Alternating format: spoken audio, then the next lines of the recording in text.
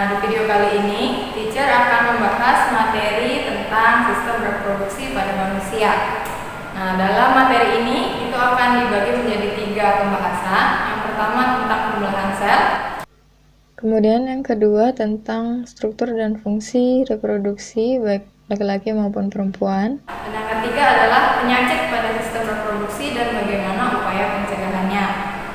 Nah, pertama-tama kita bahas dulu tentang pembelahan selnya ya. Apa itu yang dimaksud dengan pembelahan sel? Jadi pembelahan sel itu adalah pembelahan sel induk menjadi 2 atau lebih sel anakan. Ya. Nah, kalau kita gambarkan mekanismenya, nanti akan ada 1 sel induk. Nah, kemudian selama sel ini hidup, cenderung akan melakukan pembelahan. Ya, jadi 1 sel indukan ini akan membelah menjadi 2 sel anakan.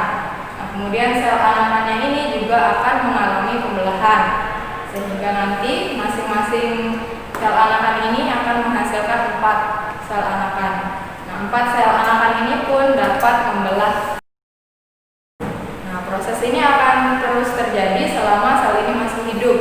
Nah, tetapi jika semakin lama atau usia semakin tua, kemampuan untuk membelah ini akan semakin lambat.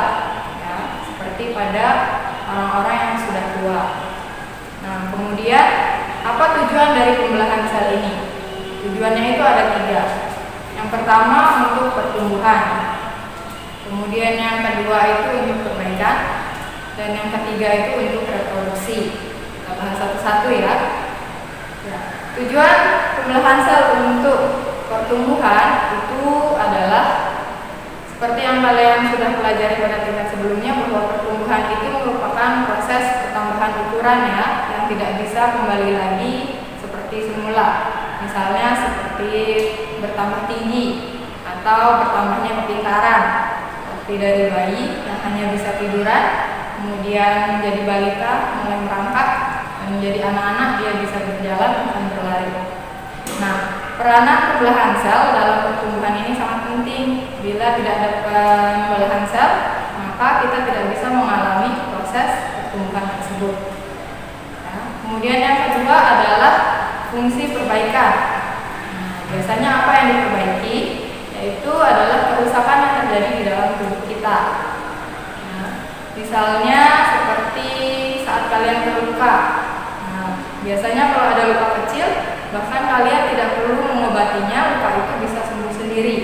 Nah, itu terjadi karena adanya pembelahan sel di sekitar luka tersebut.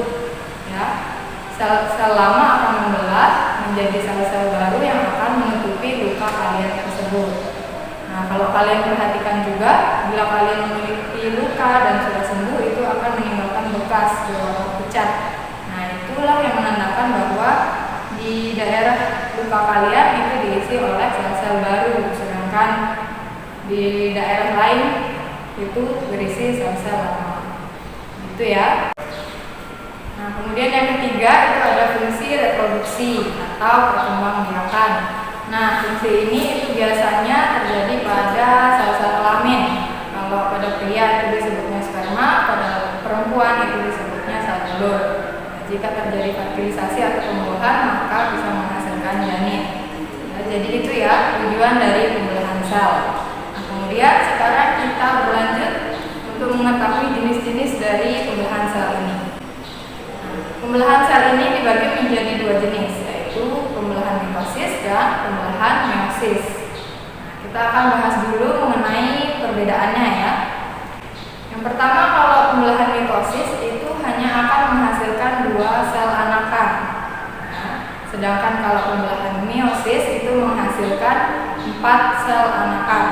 Nah, jadi pada mitosis menghasilkan 2 anakan, pada meiosis menghasilkan 4 anakan. Nah, kemudian pada pembelahan mitosis itu sel induk sama dengan sel anaknya.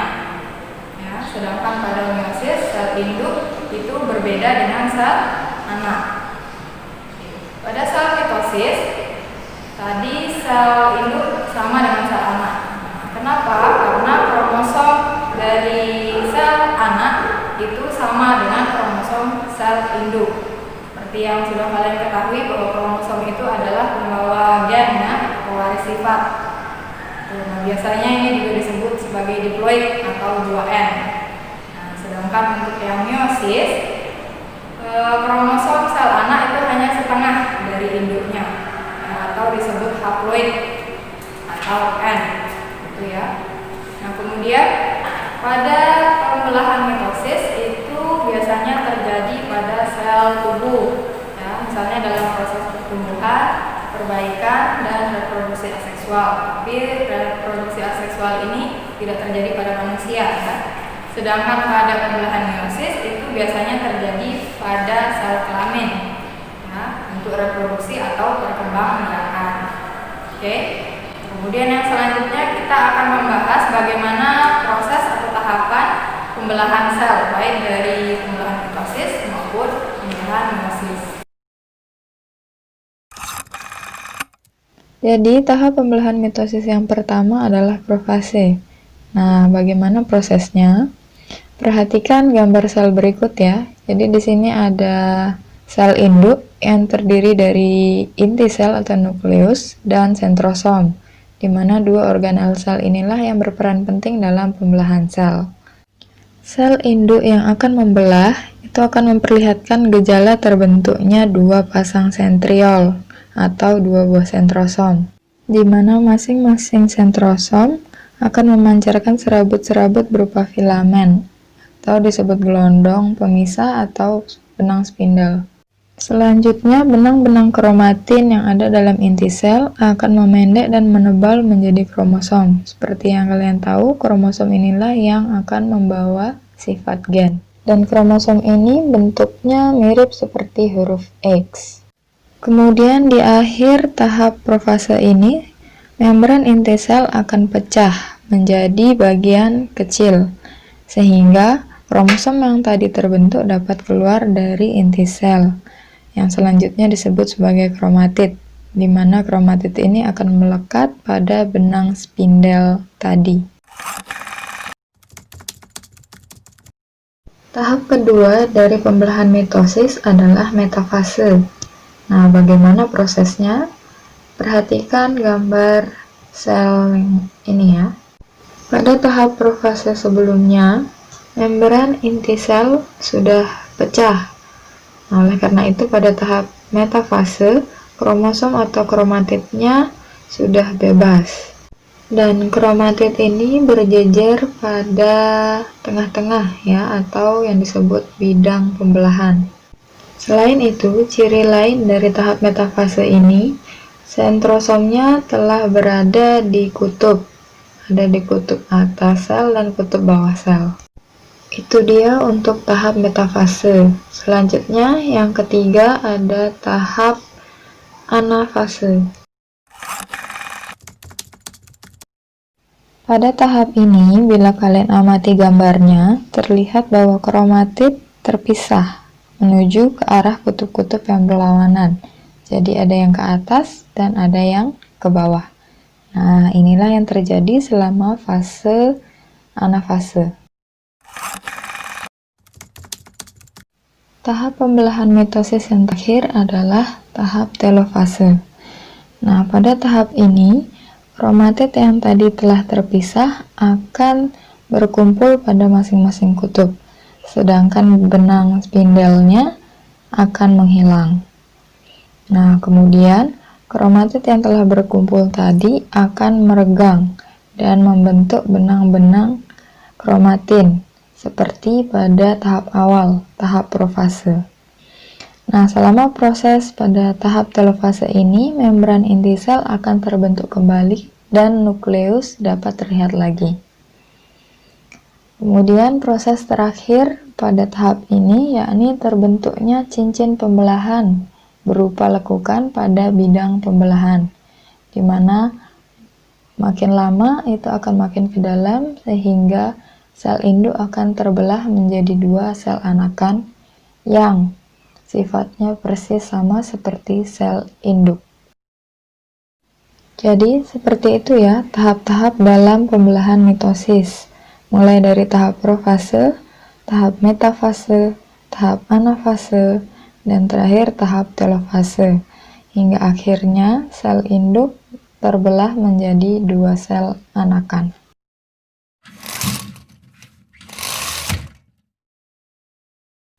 Kemudian jenis pembelahan yang kedua adalah pembelahan meiosis. Nah, pembelahan meiosis ini lebih panjang daripada pembelahan mitosis karena akan menghasilkan 4 sel anakan.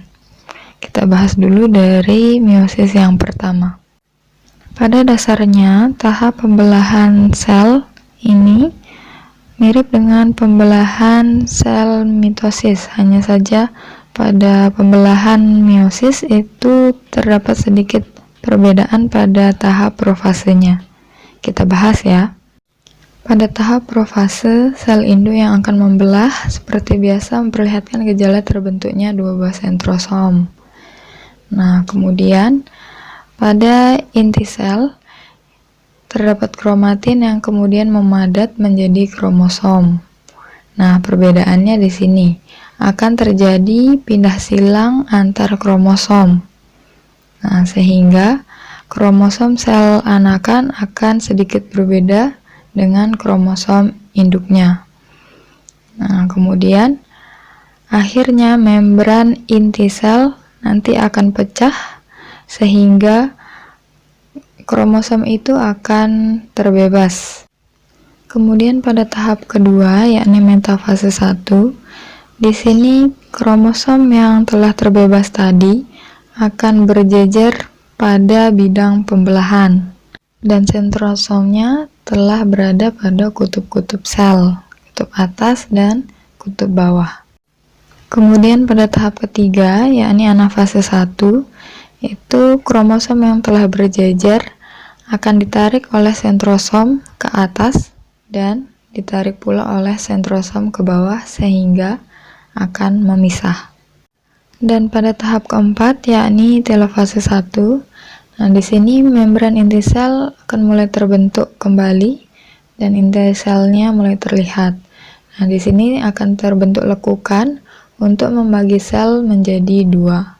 Selnya sudah terbelah, maka mengalami proses yang namanya sitokinesis. Jika terjadi sitokinesis, artinya terbentuk 2 sel anakan yang haploid. Nah, jadi itu dia ya prosesnya dari pembelahan meiosis yang pertama. Nah, namun belum selesai sampai di situ. Nanti 2 sel anakan tersebut juga akan mengalami pembelahan, yang prosesnya disebut sebagai pembelahan meiosis 2, di mana 2 sel anakan tadi juga akan membelah sehingga terbentuk 4 sel anakan yang haploid juga. Ya, jadi itu dia video tentang penjelasan materi sistem reproduksi pada manusia bagian 1 ya, yaitu tentang pembelahan sel. Nah, untuk bagian yang kedua akan ada di video berikutnya. Agar kalian tidak ketinggalan, jangan lupa di subscribe dan tekan tombol loncengnya